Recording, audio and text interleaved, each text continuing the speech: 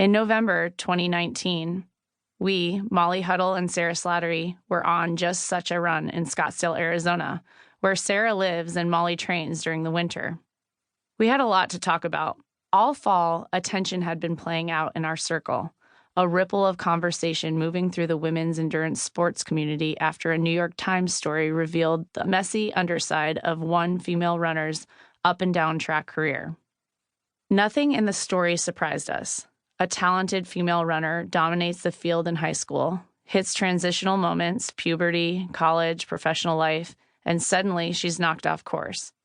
The bigger problem is, many such girls in sports don't return. We'd heard it all before. The stories sometimes trace dark lines over the notorious arc of a female athlete's development: coercive coaching, hyper-focused on weight, underfueling, chronic injuries, all combined with a lack of acknowledgement or resources for things like mental health challenges. While Mary Cain, the runner profiled in the Times, has plenty of road left ahead of her for a comeback, hearing her broadcast her story to the world stirred something in us. "This is the Foot Locker curse all over again," Molly said. "The Foot Locker Championship is for high school cross-country runners.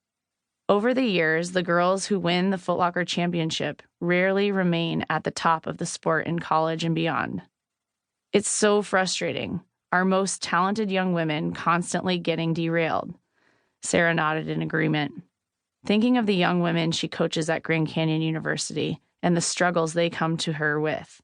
It doesn't have to go that way.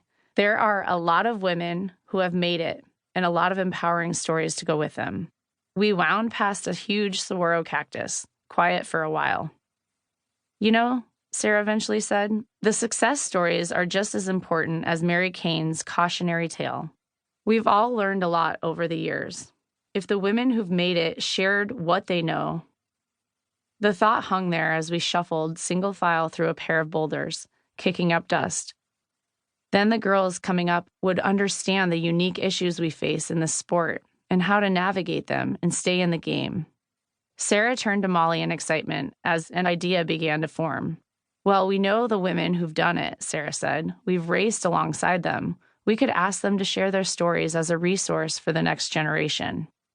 A slow smile spread across Molly's face. "I would have loved to have had that book when I started running, or during tough times when I was doubting myself, or just not sure what lay ahead."